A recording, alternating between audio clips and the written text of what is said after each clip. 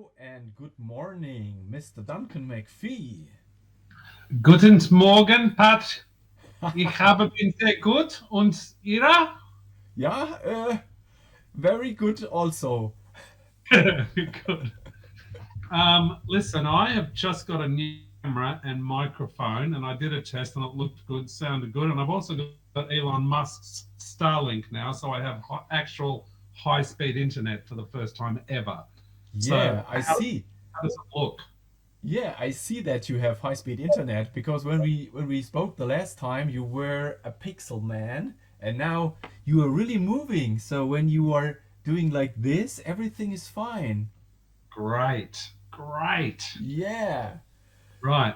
So, hey, so like I said, sorry that I hadn't connected earlier. Oh my God. Anyway, life. Um, oh, what do you want me to talk about?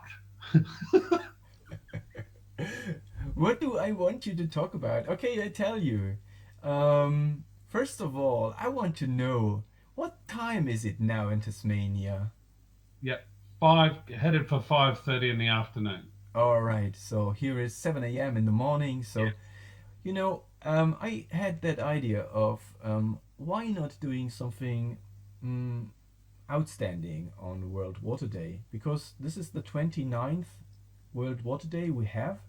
And when the United Nations said, come on, let's do that, because we have a goal, and the goal should be safe access for clean water for every human being on planet Earth. So, alone when I say that, I get goosebumps from the head to my feet.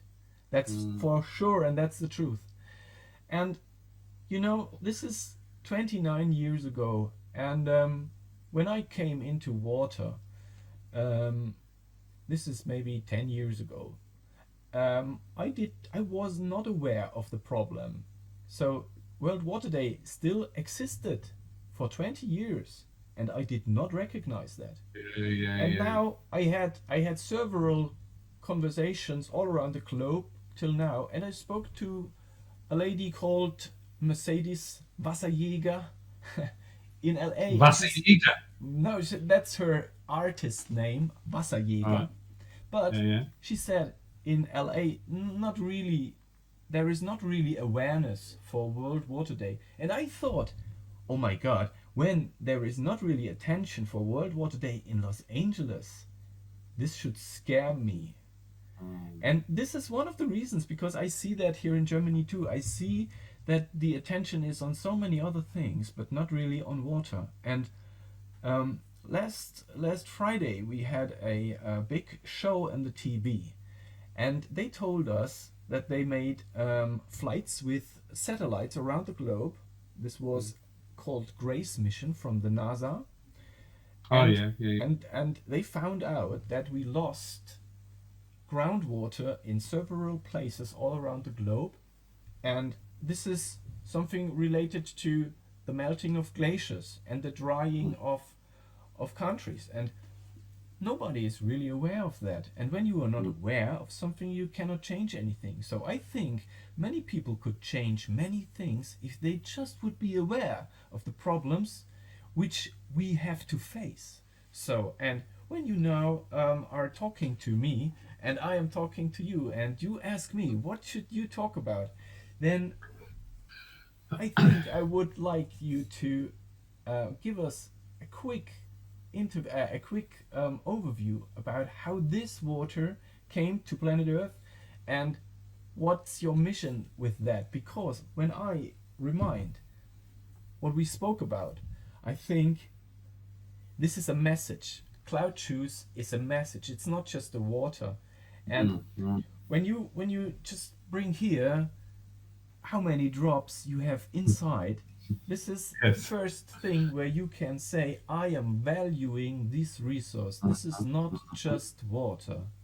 And I think everything begins with the sentence, water is not just water. So Yeah. now you know my thoughts about why I'm doing that today. That's good. No, that's good to understand, Pat. I couldn't. I guess the bit that threw me was the cancel #cancel World Water Day, but I can certainly Yeah, no, I've got this. So look, I can talk about our water. I can talk about the floods that Australia has been having. Did you guys get that news about our floods? Is that actually happening or Yeah. no?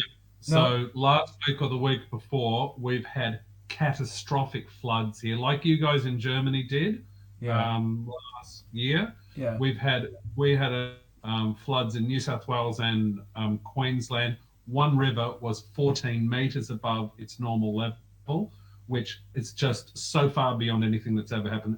Billions of dollars worth of damage, and yet in the southern states of Australia, we've had the driest summer on record.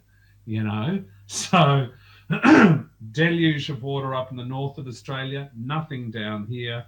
Um, I remember a long time ago. Have you come across? Oh, what's his name? A skilder in yeah. Jan Bender. Jan. So Jan and I met in 2008, and he first, I think it was him that first planted the seed in my head about, yes, we are certainly about doing fine water, but we should also be promoting all water for everyone, and that your municipal water still needs to be of good quality, and that certainly ties into where we're at here. Yeah, for sure. And what you just said with that, what you just said with that flood, um, I just spoke the minutes before you joined. I spoke about that because the main thing is when the ground is drying more and more, the rain cannot get into the ground and it cannot get groundwater anymore. It's just going away into the rivers and then Yeah, directly to the ocean. So we are yeah. losing every day. We are losing water that we need, and yeah. So I think one of the things we should solve worldwide is thinking about how can we collect the water which is coming and how can we keep it Mm, so that we have it to use it and to recycle it because we are losing too much all in all. So but I don't know how. I'm not a scientist. I don't know how to do that, but I think it's necessary to tell the people this is an issue we should work on. And I just had a conversation with Alison Perner from Dubai, and you know Dubai is a very rich country, and they are doing so much in water techniques, and they are global players. And when you see what they are doing, I think other countries could learn from them how to manage water, because a country like Dubai, with all its deserts, really mhm. understand the necessity and the value of water. Yeah. Pat, can you excuse me just 2 secs? I've got to blow my nose, and then are we recording this? Is that how it's going? No, it's just life, but you can do whatever you Oh, want. fantastic. Oh, good. I think you caught me like this last time. Right, give me 2 secs, two Yeah, secs, no right? problem, no problem. What do you want me to talk about?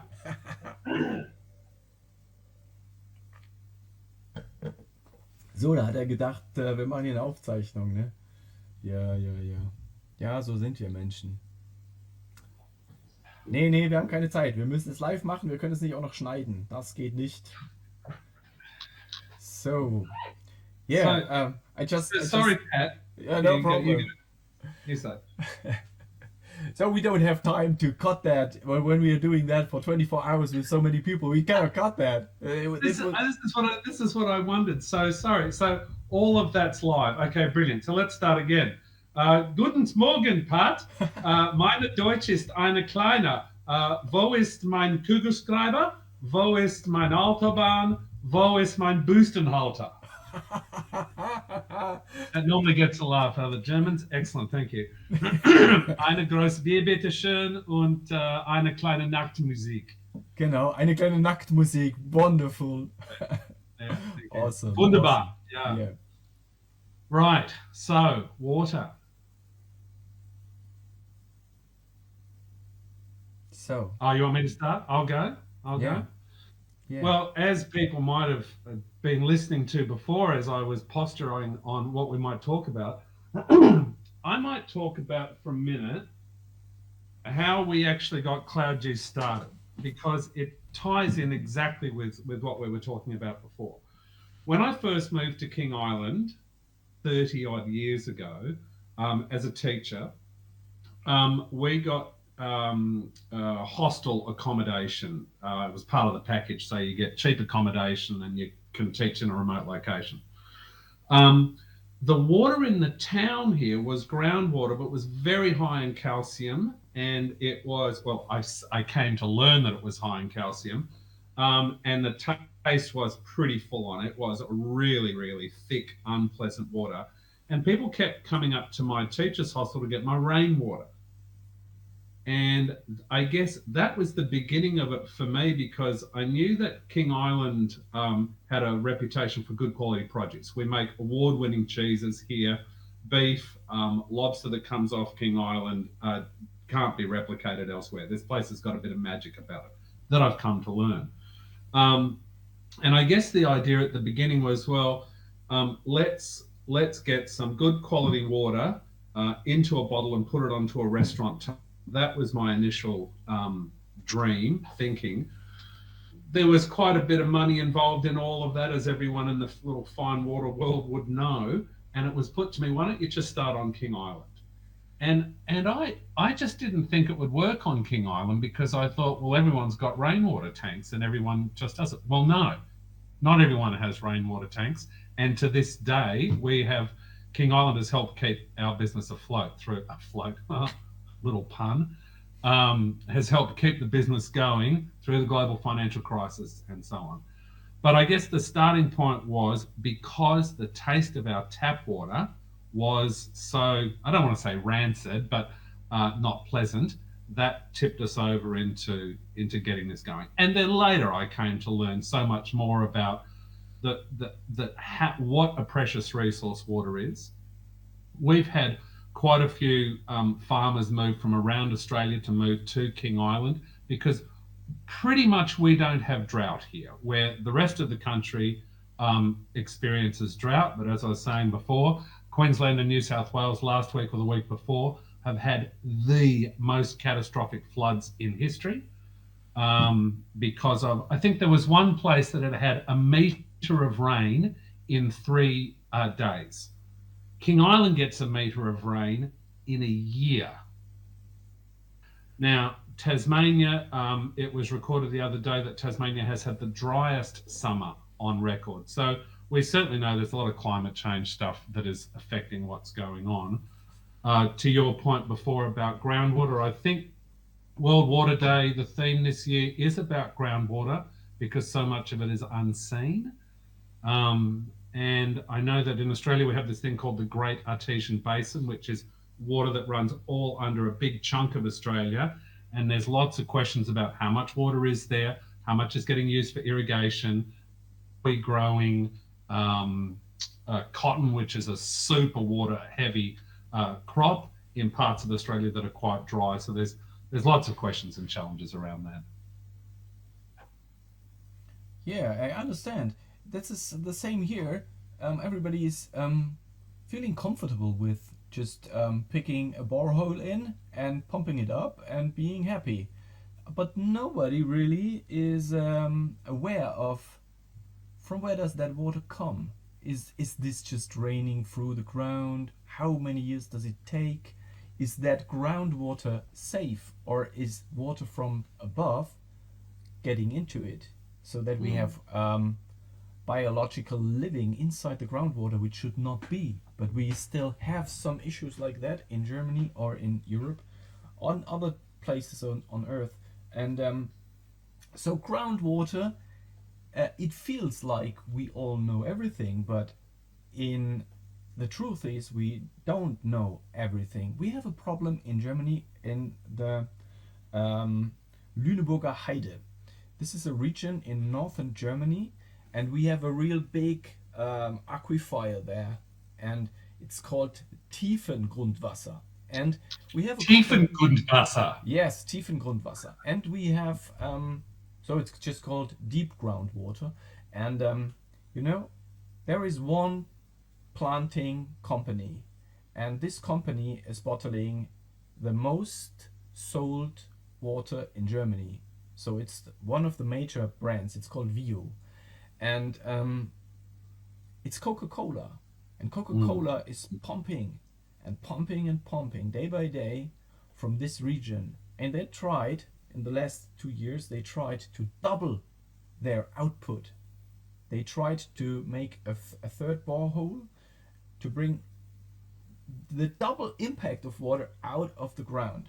And then the people over there said, no, no, we cannot. We cannot sell the future of our children. We cannot give Coca-Cola the permission to pump that all up. That's nothing we can do. Um, it's insane.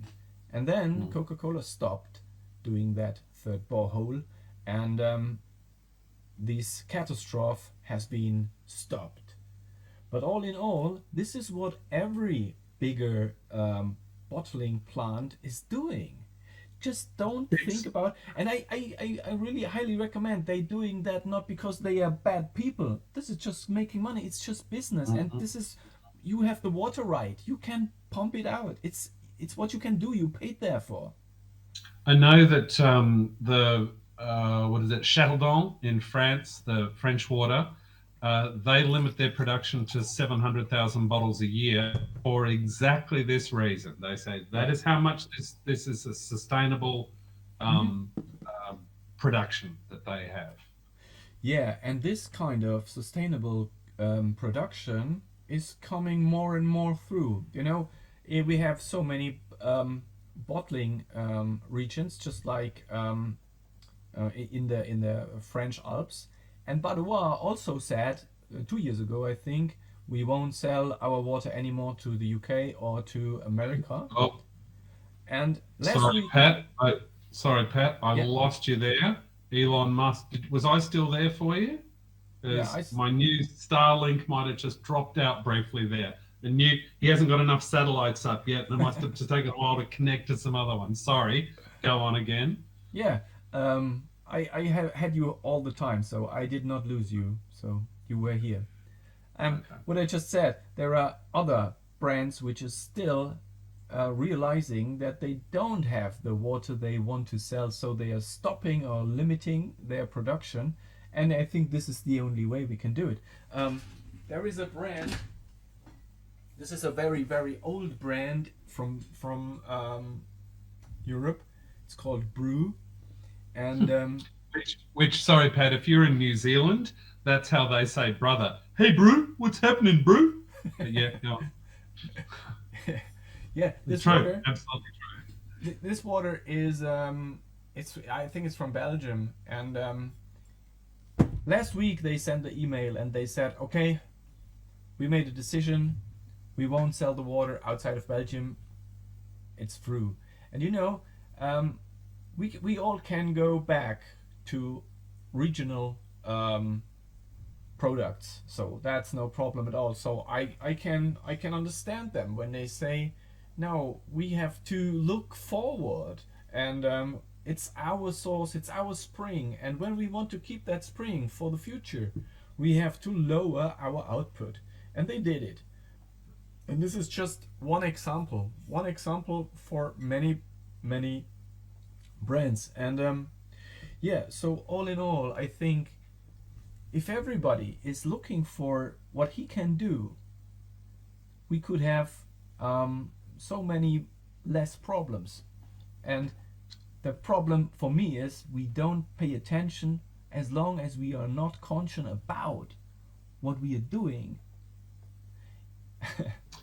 it's like this notion of perpetual growth that we have in economies and countries. So the population has to keep growing, and in Australia, we have seen pretty much uninterrupted growth for 29 or 30 years now from an economic point of view. When COVID hit, we've gone, oh, right. Suddenly we don't have that growth because we haven't had 200,000 immigrants come. I got to meet a guy years ago who wrote a book called, oh, what was it called? The Great Disruption. I think I might have that wrong. He's an Australian guy who used to be the head of Greenpeace for the globe. And he said, gosh, I can't even think of his name, Paul, someone will come to me. He said to his Greenpeace board, if we really want to make a difference on the planet, we need to start engaging with companies, and we need to get companies to start doing the right thing from an environmental point of view.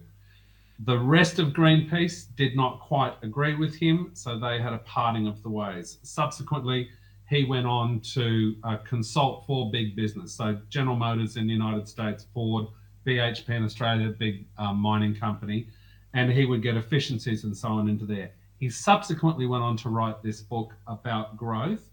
And back then, this would at least be, I want to say 7 or 8 years ago, he was saying the globe is currently consuming 1.6 globes. So from a renewable point of view, we're consuming at a rate of 1.6. He said, if Africa and India and the rest of China were to come up to the same standards that we are in Western Europe, Australia, Canada, United States, South Africa, we would need 15 planets. Now, that's from all resources, including water. So you're spot on. We have to become more conscious of this. I think there is certainly more talk at the moment about a circular economy, and I think that's the way the world needs to go. I remember when we were first talking about carbon taxes in Australia, France was saying, this was at the turn of the century. A great saying, eh? In 2000. France was saying, or was theorizing, that if you're going to import a product into France, it has to have achieved certain environmental standards, or you need to have carbon offsets in place. Now, that hasn't happened yet, but I know that they're still talking about it, and Australia has certainly dragged the chain on the carbon front. But unless we are able to not be putting cloud juice into plastic bottles and get it into, I know I had a trial bottle recently that was made out of cornstarch, which, fantastic, I was all up for it, but the bottle itself was $1 instead of 12 cents that I'm getting there. Yeah. And we played with the concept of saying, fine, we'll pay that for now, and we will put ourselves in that market segment. It got a little bit challenging for us, but I think and hope the world will all move to bottles that are either 100% recyclable, which PET already is, or at least we can move to a cornstarch type bottle, because that's what Eskilda was doing. I can't remember. I think Steve Rowe gave me this bottle, or it might have actually come from Young. I can't remember. But this was their experiment in a cornstarch bottle. Yeah. Yeah, I know that, and I think it is an amazing thing to have a completely biological recyclable bottle. Yeah, and I really know. Yeah, that's really expensive, and what I really like about that is nobody is aware of that. You brands are trying to go that challenge, so nobody really told you do that. So it's your thing. Yeah. Yeah. So sustainability and Nachhaltigkeit in German. There are so many projects out there, and when you go to the grocery store and you see what else is inside there and what people are buying, that's the same. Where I can see that how can I say, it's the same. The people are buying the low price stuff, and I can understand that, because we all have to look for our money. But at the end, when you do that for all time, nothing will change. So when you do that for you as brand, we as customer have to do our decisions too. I know that in Australia, Coca-Cola have started to shift their Coke products over to recycled PET. Part of our issue in this country, Australia lags behind Europe. You guys are so far in front of us with all of this stuff, but we're only just getting our heads around container deposit schemes in Tasmania. There's arguments for and against the actual what that does versus having the infrastructure to recycle. So part of my life on King Island, I sit as a councillor in the local government authority. And we really wrestle with how do we deal with waste here, because it is so expensive to ship things off the island. We've been talking about compacting PET in a compactor to send it to be recycled, but now the price is so low on PET that it doesn't warrant it. We don't have systems in Australia that mandates recycling of PET, and it's all achievable.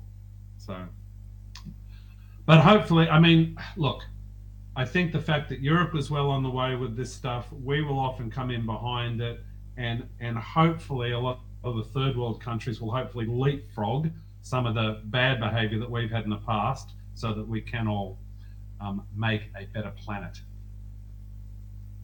Yeah, I think that's a good vision to see that and to work on that.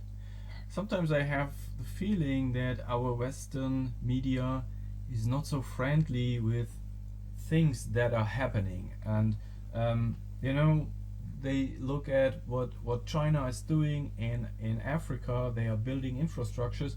Yeah, you have to pay therefore when you are a country in Africa, but these solutions are coming to the country, and this is helping those countries and societies. So this is one step and it's one thing. This is not the solution, but this is the beginning for solutions, and we should be working for solutions all over, because this is the planet for our children, and I don't want to get old in fear of have not done what I should have done for the kids and for the planet. Yeah, yeah, Indeed, indeed. So, Pat, how many? I mean, you're doing this for 24 hours. Is that the idea? yeah. That's the idea. We will have, I think, around 20 guests from now on till 8 p.m. in Germany, and Yeah. in the breaks we will provide some pre-recorded stuff which is fitting, and sometimes I'm telling a little bit in German, sometimes I'm telling a little bit in English. So I thought I have to bring it a bit in shape, because sometimes, I think I should tell the people this, I should tell them that, but I don't have the right framework, therefore. And then I thought, okay, just use that day, do it for one time, record it for one time, invite people you like to have inside there, and this is how it happened. And cancel World War Today. I know it was irritating for many people, but yeah, it's not the normal thing. So, and I do it just I do this just for one time in my lifetime. I will not reply that. Oh, never say never. Yeah, Now okay, okay. we could do a little bit in French. Je suis parler en très petit français. Ma compréhension du français est absolument pathétique. You speak any French? No. Okay, so any French people watching, that normally gets a laugh like the Boostenhalter does in Germany. And a little throw to my French friends. This is the French Alps, which is my church, which I haven't seen for years now because we haven't been allowed out of this country. Awesome. Anyway, Yeah, awesome. Okay, Duncan, I want to thank you very much for your time you brought into, and I want to thank you for what else you were doing inside that industry, because I really feeling honored to stay in contact with you. I had your water in mind and on my lips and in my throat for such a long time, and I keep it as a valuable thing in my house. So this is something really special, and thank you for the brand, thank you for your person, your thoughts, for your time, and I wish you to have a very, very special World Water Day without any flood and without any issues, and hopefully you stay safe and you stay healthy and you stay lucky. Pat, thank you so much. Unfortunately, my beautiful new Elon Musk Starlink has done 3 little dropouts, so I missed some of your praise, but I will just do this. Thank you. Great to see you. And seriously, Pat, good on you for doing this, because it is a really great idea. And I don't think this should be the only one you do. Okay, think about it. All right, Pat, good to see you. And All we'll right, talk bye to you next bye. time. Have a nice Okay, time. bye. You too. See ya.